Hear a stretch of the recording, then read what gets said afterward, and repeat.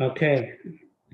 Good afternoon, ladies and gentlemen, and dear GuruFocus users. This is Charlie Tian. I'm the founder and CEO of GuruFocus. And as you may know, that I host monthly membership meetings, and this is our meeting for April. And welcome to the meeting. I'm in Dallas now, North Dallas area, where our office is. And if you can hear me, please reply in the chat area, comment in the chat area, say that you can hear me. And also, I'll be very glad to know where you are, which area you are, and yeah, say hi to me also. Say hi to everyone. Okay, great, Lino. Thank you all, and yeah, very glad to see you all and see some from Switzerland, some from Slovenia, and thank you all, France, Texas. Okay, from Texas also. Great, that's great, and I hope that I think the quality is good, the video quality is good, and we had some technical problems last time during our last meeting, and now I will start to share my screen. And if you, during the meeting, you have any questions, feel free to type in the comment area. I will be able to see the questions and I will address the questions when I see them and when I think that it's a good time also. And now I will start to share my screen here. First, I will share the outline of our meeting. It's April 7th, 2021. Okay, 2021, time goes fast. And the outline today, first I will share what we have done recently, what we have added recently, and some new features, some new data. And the data I think you should be able to see my screen here. And my data, the data I'll be mainly focused on is operating data chart, operating data, and recently we added. And by the way, and actually I will share a little bit later. I will also talk about some Guru portfolio updates. And I talked last time, but the quality was not as good. I want to go through some of those again. And some new features like performance chart and some insider trend chart I want you to pay attention to also. And okay, the first thing, if you want to know what we have been doing, what we have been doing differently, or what the changes we have been making to the website, yeah, please come to this change log, GuruFocus change log. It's actually linked under tutorials, under tutorial manual here, and you can see the change log here. That is the change log.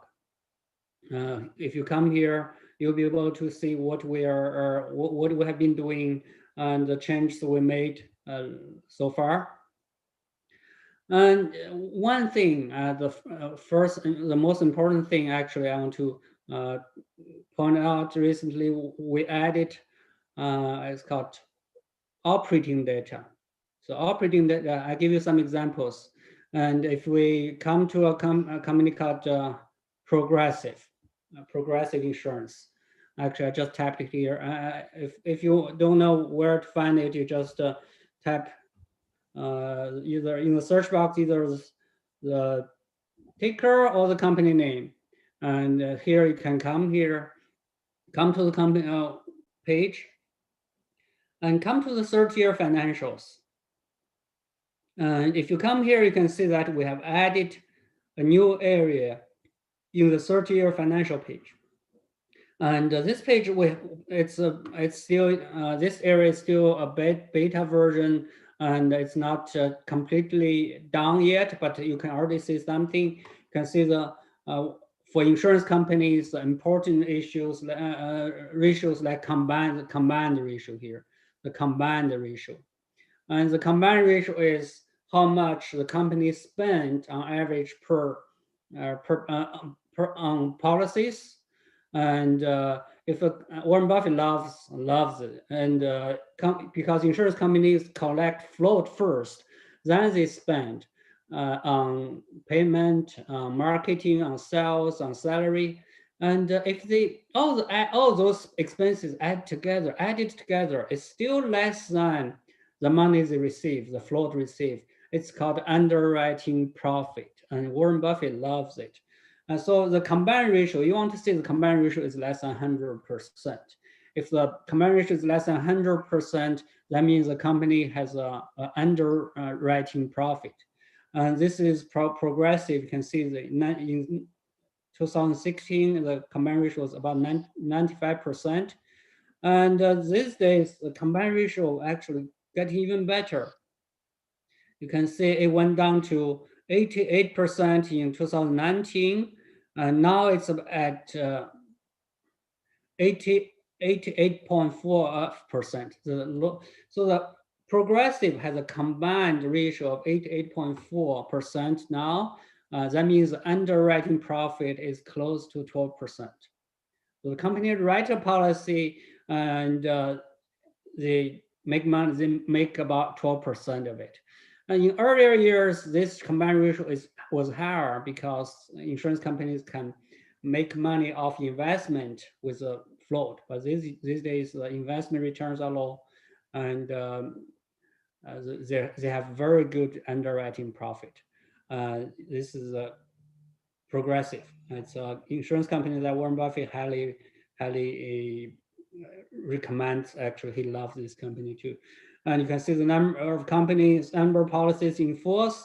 And actually, every one of this is also a chart. If you click on that, you can see the number of policy in force. This is quarterly data. This is the annual data. You can see that that's why Progressive is a very good insurance company, because the number of policies has been continuously increasing. I think it's now either number one or number two car insurance company in the US. And Geico is probably number two. Progressive becomes number one. Warren Buffett predicted this many years ago. This is for insurance company. Of course, for a company like Walmart, it's a retail company, and the operating data will be looking at different things. As in this case, number of stores closed, number of stores opened, and stores at end of each reporting period. And also you can see the square feet per sales per square feet. And let's click on that. That's a very important indication also. So for sales per square feet, you can see that Walmart has been increasing its sales per square feet continuously. And that means it's very competitive. And also the same-store sales number. The same-store sales has been increasing too. Comparable store sales. This is a very important indication of the competitiveness of the retail stores. And we have all this data here. This is a new area we added. Actually, we have this for US companies only, about 3,600 companies, 3,600 companies has this kind of data. Of course, they're in different industry and the data will look different. I give you another example, like American Airlines. American Airlines, because it's an airline company, will be looking completely different set of data. For airline companies, you can see the available seats miles in million and revenue passenger miles. So the revenue passenger miles, you can see that. And also a very important factor, which is occupancy rates. I think it's somewhere here. You can see that how much percent of the seats are occupied during the flight. And it's average age of the year, passenger load factor. Yeah, it's called load factor. Passenger load factor. You can see that the load factor for American Airlines was steady before 2020. It was at about 80%. Then due to COVID, it suddenly dropped to about 40%. Of course, airline, we all know that no one was flying. Not very few people were flying that time. Now it's coming back to about 60 something percent. The flying, it's coming back, but still far from what it was 2, 3 years ago. But it gives you a very good idea of how the industry, how the company is doing, not just the financial data, it's also the accounting data, which is very important uh, for you to understand more about the company. So we as a first step, we have displayed the numbers here, and the next step we'll add some charts and display the important factors in the summary page of this uh, of the companies. We'll add charts so that just like the revenue income charts and cash debt charts here, in this way it will be more straightforward. We'll add the charts in the summary page.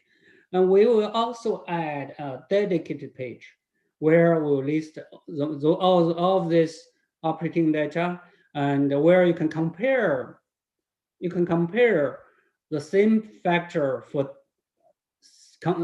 similar companies in the industry. For instance, you can compare the load factor between American Airlines and the United Airlines. You can compare the same-store sales of Walmart and Target to see which company is more competitive, is doing better. And you can also compare, for instance, Progressive and Allstate insurance to see which has a lower combined ratio, so you will know which insurance company is lower cost and is more competitive.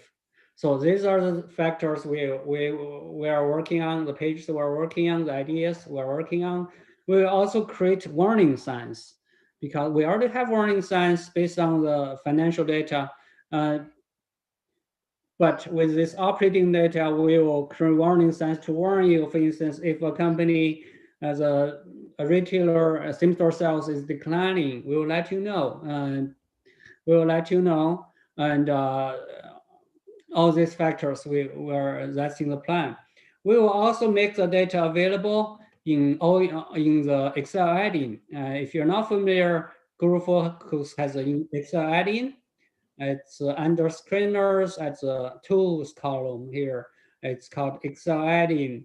It's a plugin software you can install to your computer and into your Windows. It works for both Windows and Mac, and you can install it. Where then you can load the numbers, just like the image we're showing here. You can load all the numbers into your own Excel add-in, create your own research models. And if you are not aware of this, I encourage you to come to this page to go over it, to learn about it. It's a really useful tool. We also created some templates here. The templates here, you can just download them and then modify based on that. You will be able to use them. And you can see that the picture here will show you how to use it. Just like you use all the other Excel functions, you'll be able to use GuruFocus function. It's called GuruF, and to download the numbers and the current numbers and historical financial data. We're going to add the operating data in that as well. So far, any questions, any comments? If you have any questions and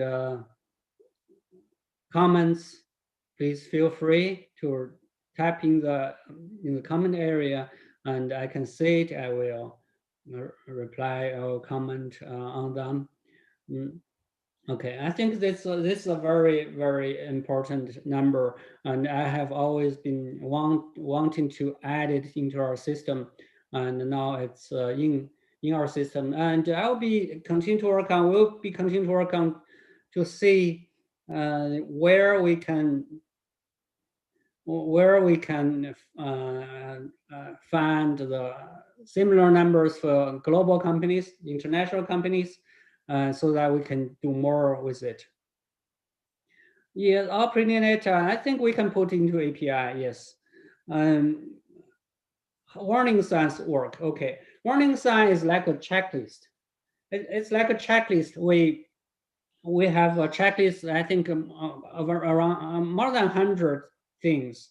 And we run the numbers through this checklist to see if there's anything wrong.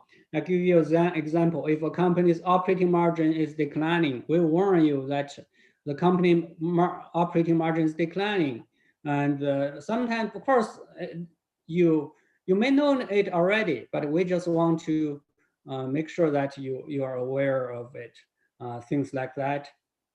And also sometimes, for instance, this American airline come here again, a Z score, it says it's distressed, and it be in warning sign. It's in warning sign. It means if I click here, the warning signs, and see, okay, so this is one of them. It says this score is distressed. It means that if you know more about the this score, you know when it's distressed, the company has a higher chance of bankruptcy. And in American Airlines case, we show you that revenue declined. The F score is low. The Pejorski F score is low, which means what? Which when the Pejorski F score is low, means the company trend is getting worse. So things like that, we point those out, and it doesn't mean that you cannot invest in them. Still, you want to know about them. You want to be aware of them, and then make decisions based on this knowledge. So we just want to make sure that you don't overlook those factors. That's a warning sign. And some warning signs are based on valuation. Some are based on the company's financial situation or operating situation. So we create this so that you don't overlook them. Okay, that's a warning sign. Um, okay, and Jason asking, will operating data chart be incorporated on all listed stocks in database? As I mentioned, so far it's just for US stocks, and for global international stocks, we don't have the data yet. I'm looking into it to see where we can license this data. Okay, very glad that you like this feature, and I think it's important. Now I will come to another area. If I come to this change log again to see the changes we made. Okay, another thing we made change is the DCF calculator. And we know that if I come here, we know that for every stock, we have a DCF button, the tab here. A DCF, you come here, it will calculate, the parameters are set, and it will calculate for you automatically already. And okay, and one thing, if I come to Apple, for instance, Apple, I come to summary, then to DCF. It takes a little bit to load. And we know that Apple has a stock price of 127.25, and the fair value is 119 and 21. So the changes we made was about the discount rate. Previously, we always have a fixed discount rate from many years ago, ever since this DCF was created 13 years ago. Yeah, 13 years ago, my son Charles was 12, and he wrote the first version of this DCF calculator. Now he's 25. So the first version of the DCF, ever since that time, the discount rate was 12%. But yeah, in recent years, as the interest rate got lower and lower, I think more about this.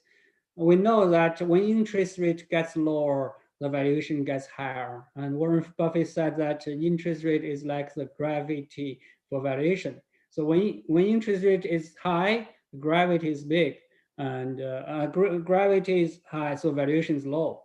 And when interest is low, things will fly higher, and because gravity is lower. Gravity is smaller, so things will fly higher, valuation goes higher. What we do now is we use we tie this default discount rate to the 10-year treasury rate. 10-year treasury rate.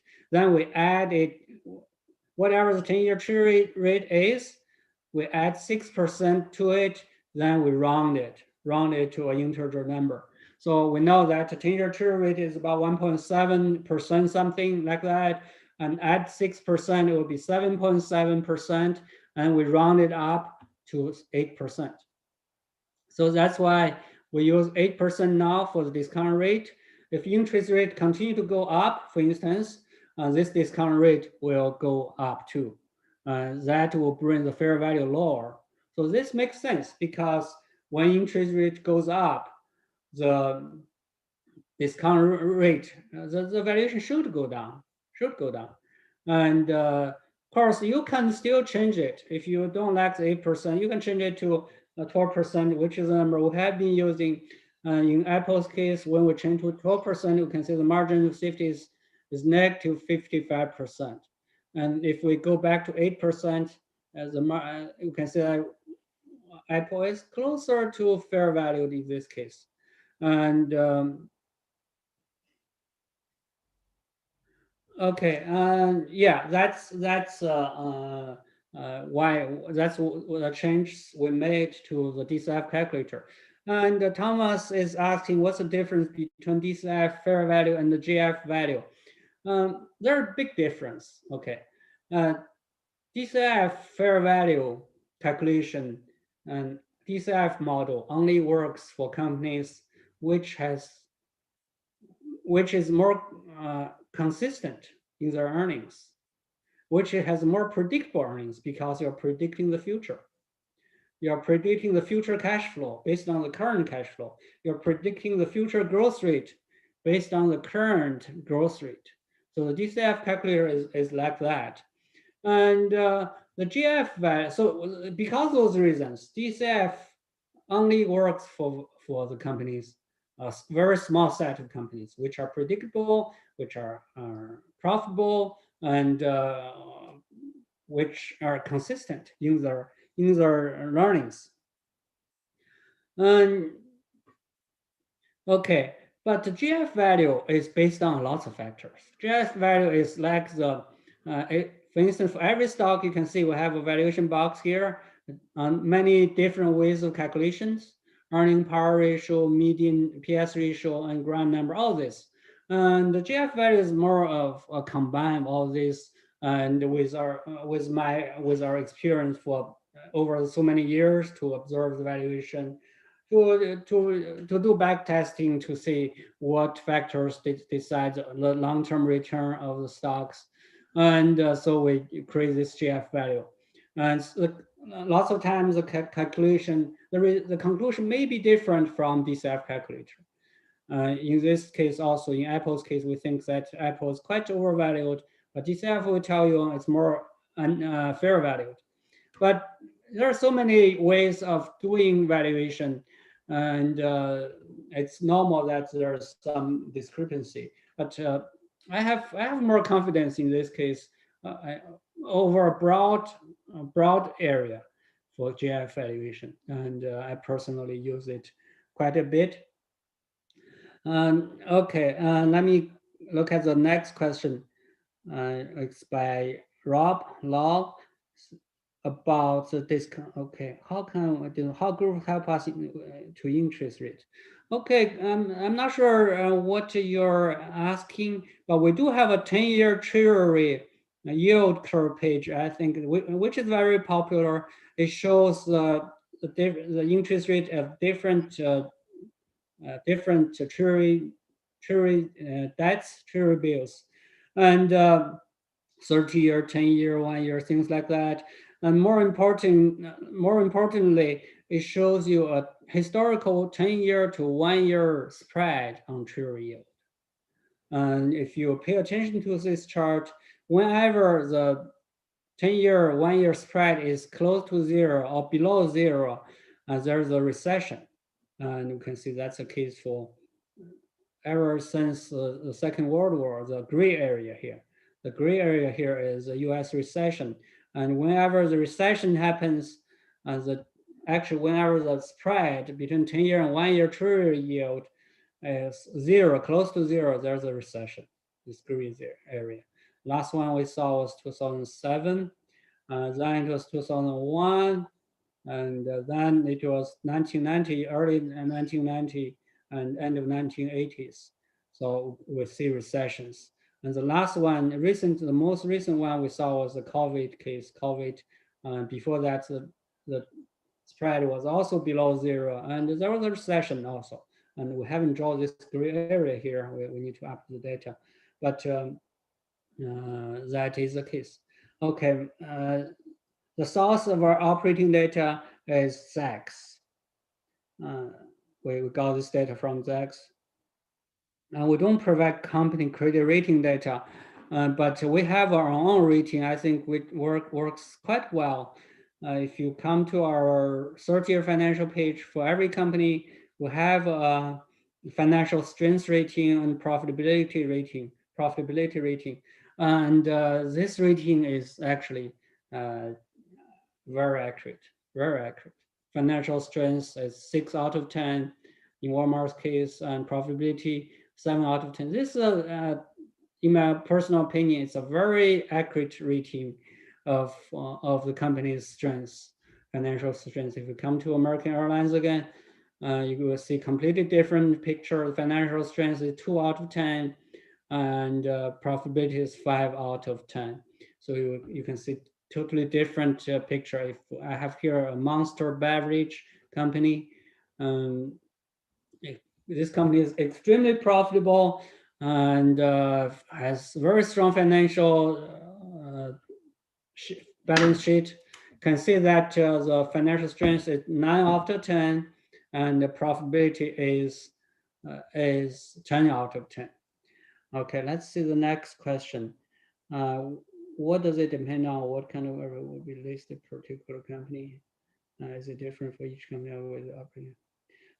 Yeah, for the operating data will be different for different industries. And for the same industry, we'll be looking at the same set of data, because we cannot do for different companies. For every company has a different set of parameters. In that way, it cannot be compared. For same industry, for instance, retailers, companies like Walmart, Kroger, and Target, you'll be looking at similar parameters such as number of stores, the sales per square feet, and the comparable store sales, things like that. It will be similar number, same items for the same industry. Okay, that's one thing. Second thing was a DCF, which I went over. Third thing is we actually added a new parameter. It's called future growth rate in all-in-one screener, because we know the past growth rate. We know that, and the future growth rate, it's based on the analyst's estimates of the company's future revenue and earnings, and it can provide some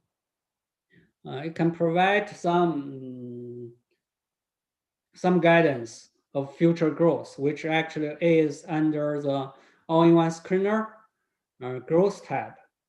The all-in-one screener growth tab, the first one, we can see that the EPS growth rate, future 3 to 5 year estimates.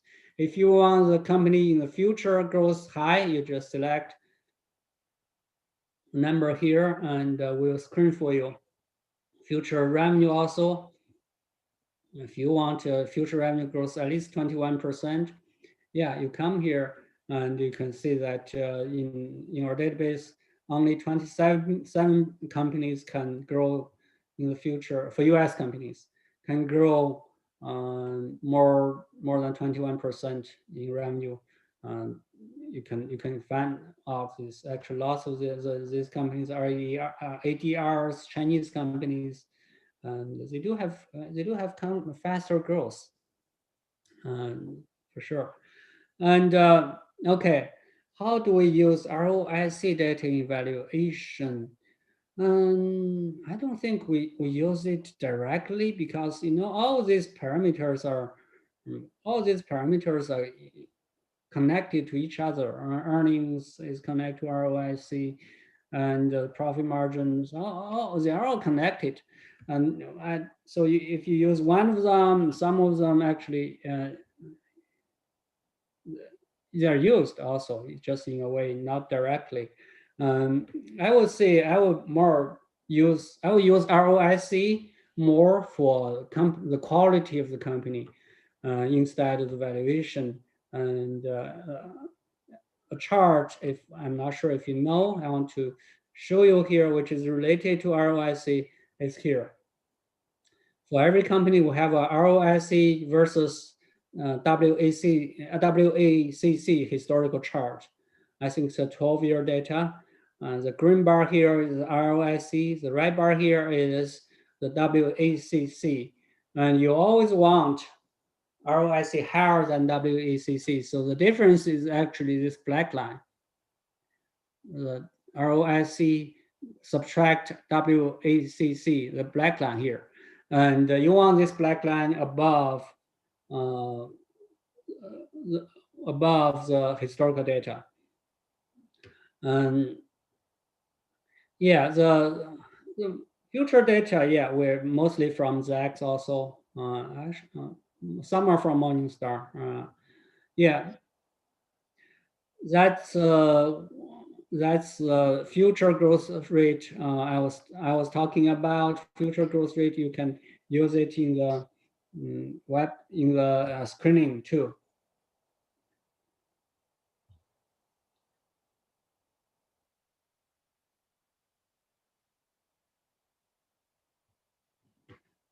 Okay, okay. Now I will move to the next topic.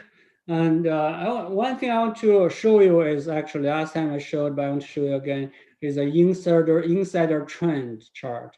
We know that Peter Lynch famously said that the reason that insider buy, the only reason that insider buy is because he thinks the stock will go up. And insider has lots of reason to sell. For instance, they need money for pay tax, to pay children education, to buy a new house. But the only reason they buy is they think the stock will go up. And then we also found that the aggregated ratio of insider buy sells ratio, the aggregated insider buy sells ratio, is a very good indication of the market condition. And if we look at here under our insider tab, we have an insider trend link.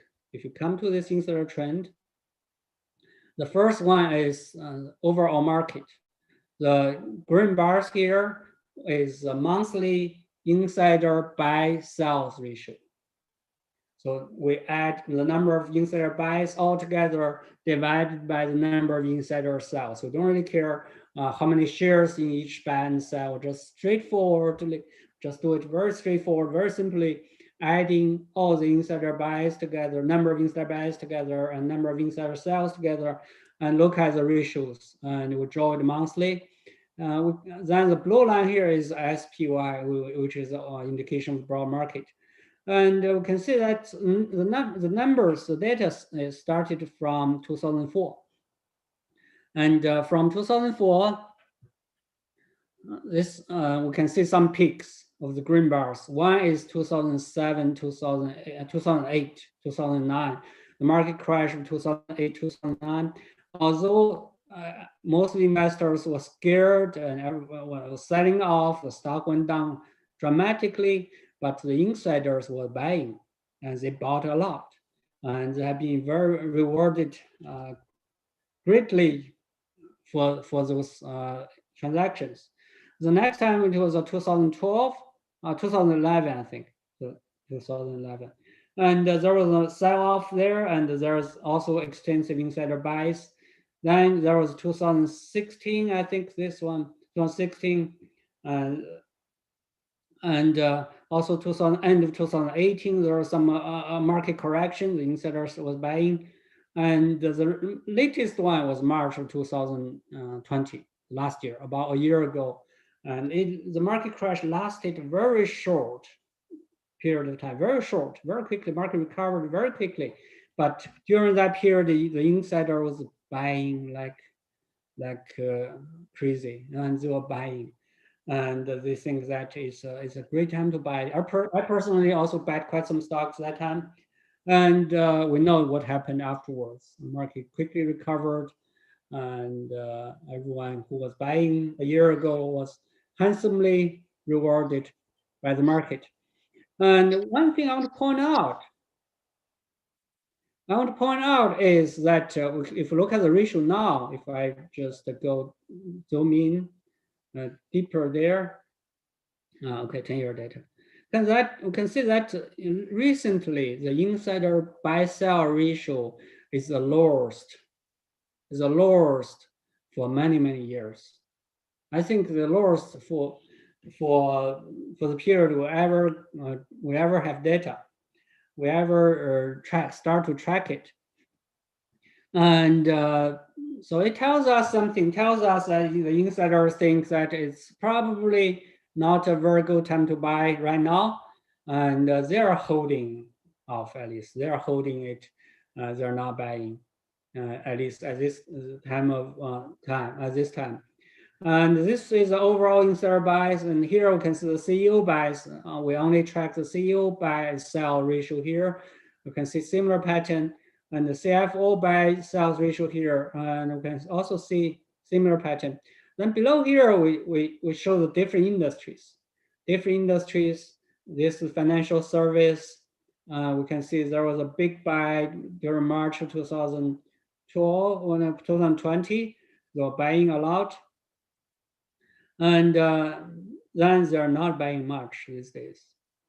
Similarly to real estate, they were all buying in March 2012. Energy actually, the recent buying lasted longer. Even in July and August of last year, they were still buying. The energy company insiders were buying. And the last time it was 2007 and 2014. So they bought a lot, and the energy stock did really well afterwards. And these are different industries, healthcare industries, and industrials. You can see this. I encourage you to check out this page. We actually send a daily email, morning brew email. We started last month, and we sometimes include one of these charts into the email, so that we want to let you know what's going on. Most times this chart seems to be not very relevant, but when it's relevant, it's usually the market crash time, and it's usually a best time to buy.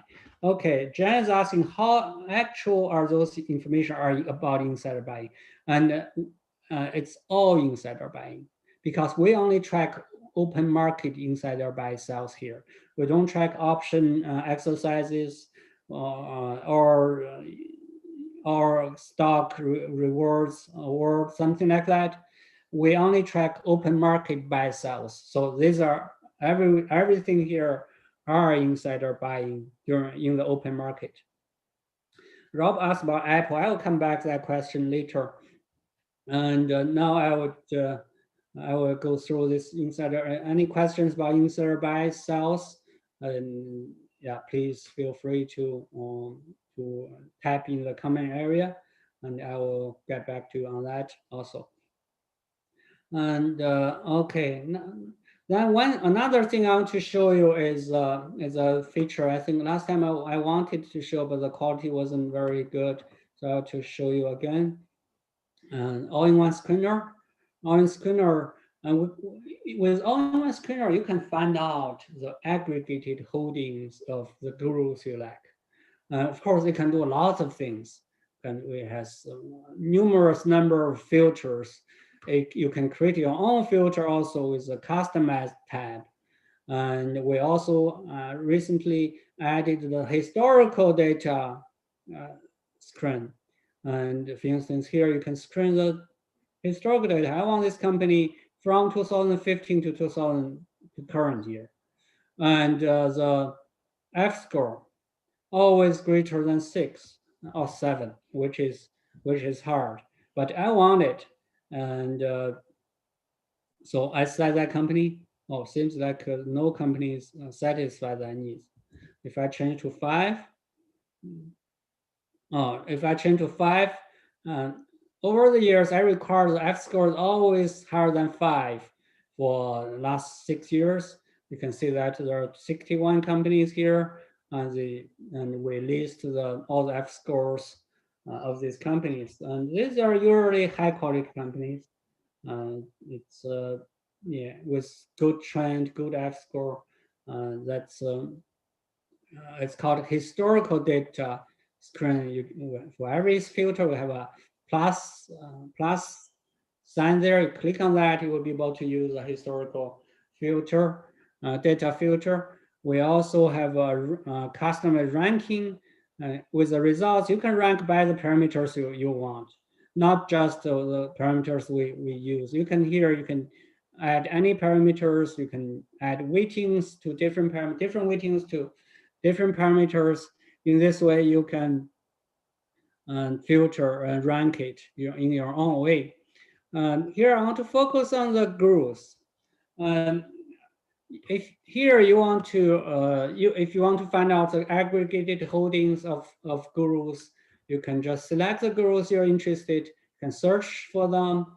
You can select them, and then you can combine with all other parameters. For instance, now it's still combining with the F score parameter. If I want to disable that, I just disable the F score parameter, and it's gone. And for instance, one thing I created here, the growth gurus. For instance, last year, the growth gurus were doing extremely well. Last year, the growth stock was doing extremely well. We know that Barry Gifford and Chase Coleman, who was a best paid hedge fund manager last year, Ron Barron, a growth mutual fund manager, and of course, the very popular these days, Catherine Wood. And you can find out the common holdings of them. For instance, among those 4 people, at least 3 of them hold a stock. Yeah, you can find many of those among the stocks they own. The first one is Alibaba, which is a Chinese company, Chinese Amazon. If you want to know more about it, it's more like Amazon, but it covers more than Amazon, and it's a Chinese platform. We know that Charlie Munger just bought Alibaba recently. And second one, PDD, which is actually a Chinese company also, which compete with Alibaba. And it's not very surprising. These growth investors, they love to invest in higher growing, faster growing areas. And but you can see Facebook is inside also Snowflake, which is a holding of Berkshire Hathaway, and even Microsoft is inside. So they all love Microsoft also.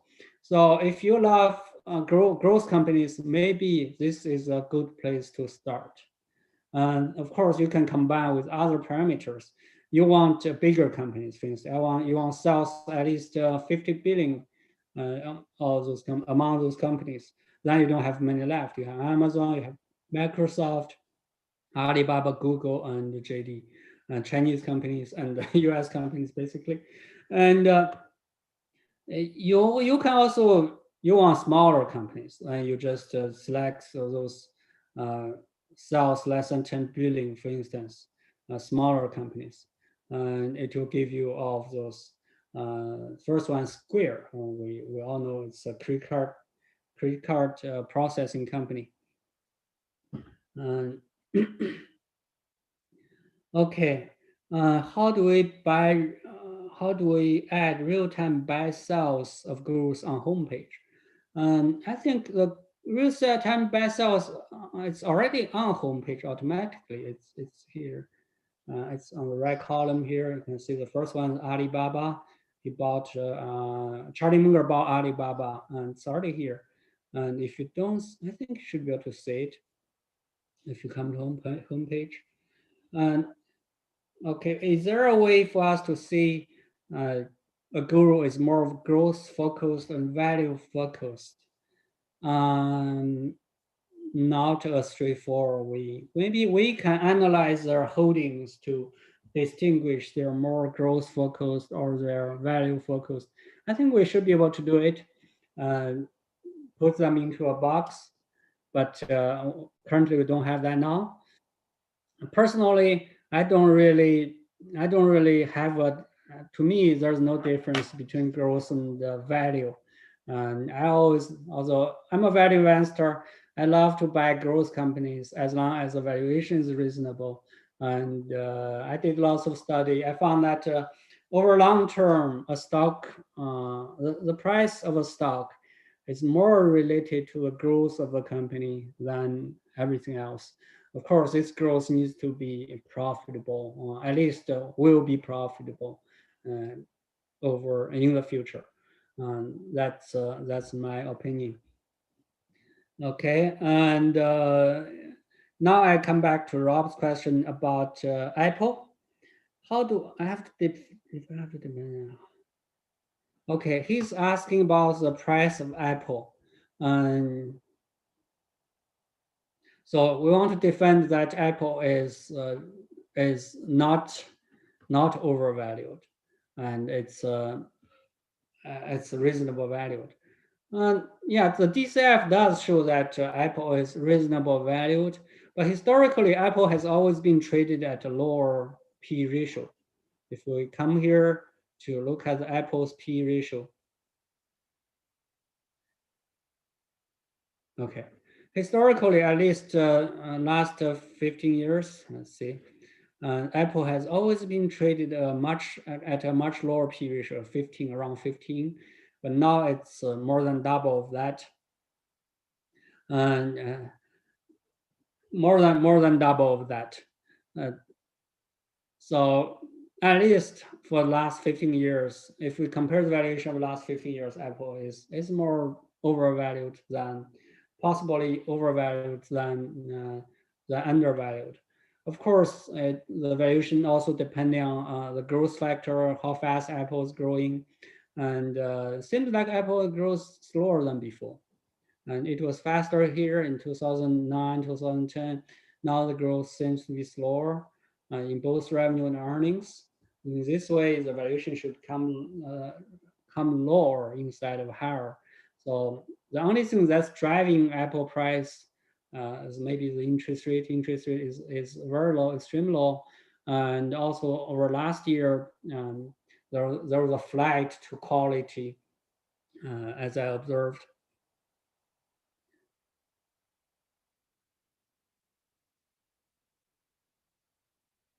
Okay. Derek is asking about the discount rate again. And yeah, how it's tied, I think I explained. It's tied through the risk-free rate with 10-year Treasury rate, which is a reference we use. We always add a 6%, just like a risk premium, 6% to the 10-year Treasury rate. Then we round up to the next integer interest rate. So the current 10-year Treasury rate is 1.7, and we add 6% to it, it's 7.7, and we round up to 8%. That's why we're using 8% now instead of a fixed flat 12% we have been using. Okay, that's the most thing, actually mostly what I want to cover today. Okay, one thing I also, a chart I think which is useful, personally we added lately, and I personally like it very much. I think it's called,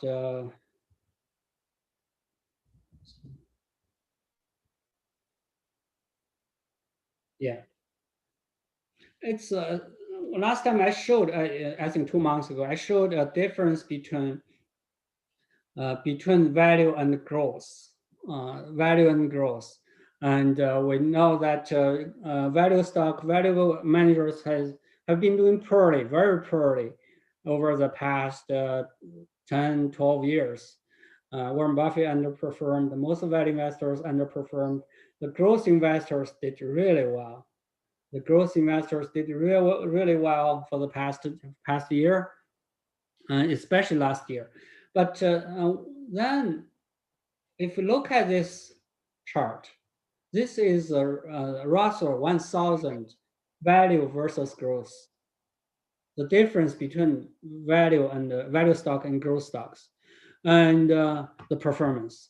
If it's above zero line here, this middle zero line here, if it's above zero line means value has been outperforming. If it's below zero line means growth is outperforming. You can see that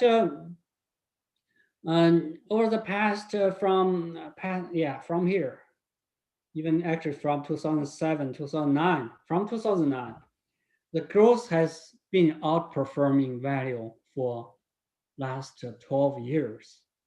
And that's why growth managers have been doing much better than the value investors. And if we look at back in early 2000s, from 2000, 2008, value has been doing well. Then we look further earlier years, before year 2000, growth was doing really well. From about 1988 to year 2000, growth was doing really well. And if we look at this part of the chart, it actually looks very similar to this part of the chart. So from 2009 to where we are now is very close to from 1988 to year 2000. It's like reproducing and very close. And from year 2000 to 2008, it's actually very close to 1983 to 1988.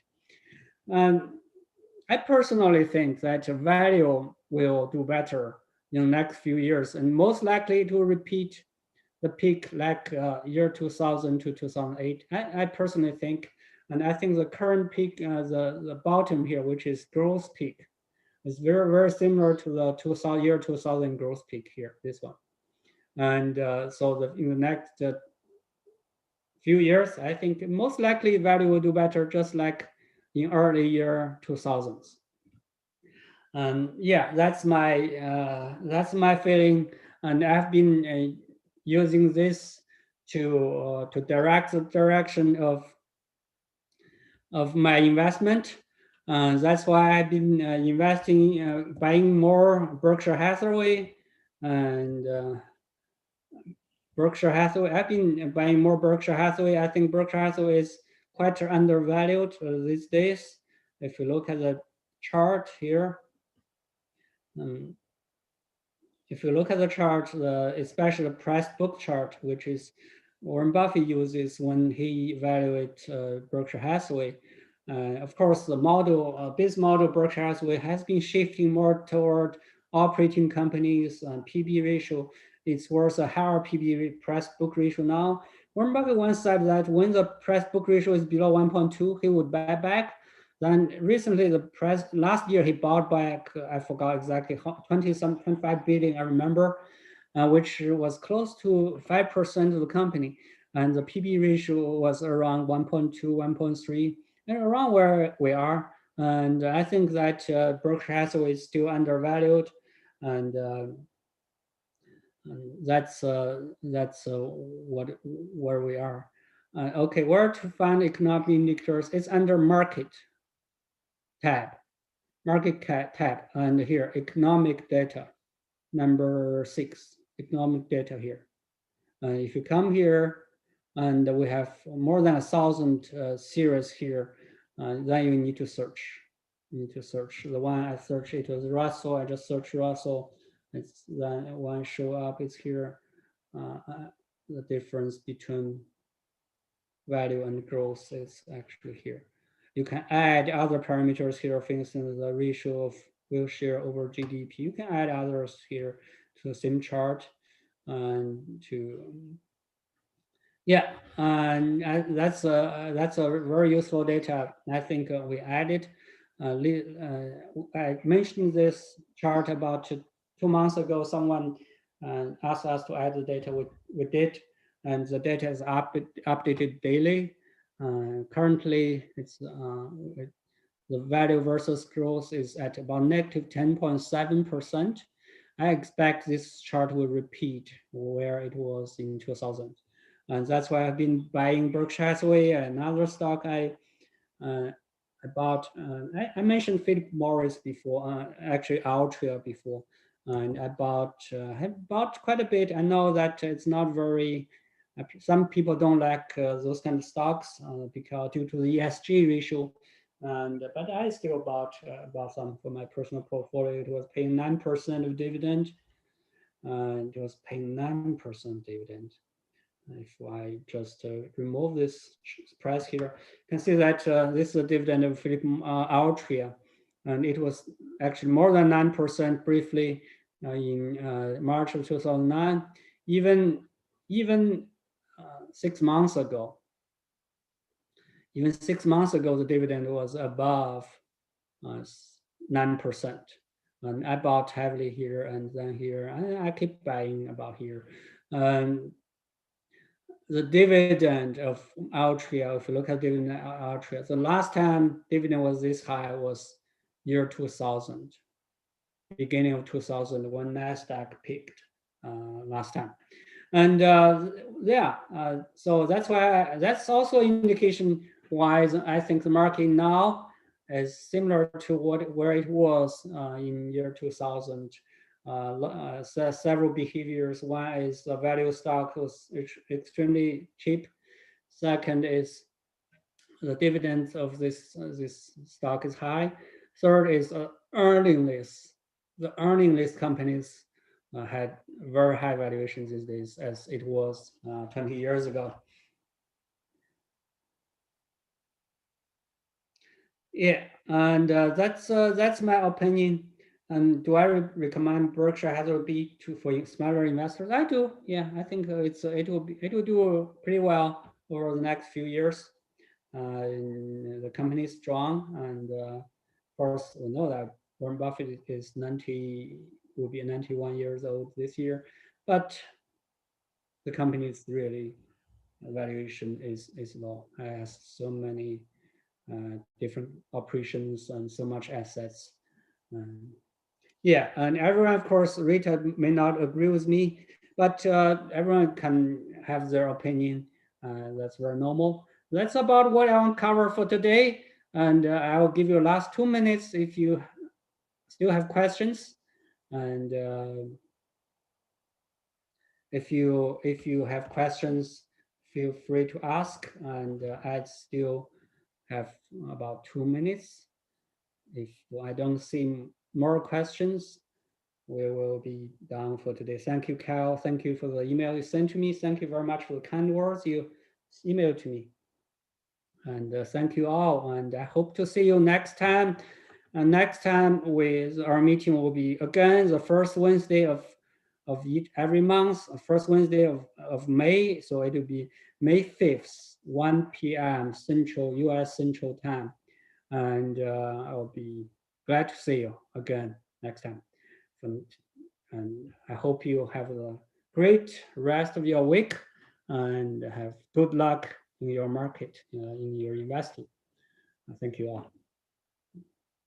And thank you all. See you on May 5th, same time. Bye.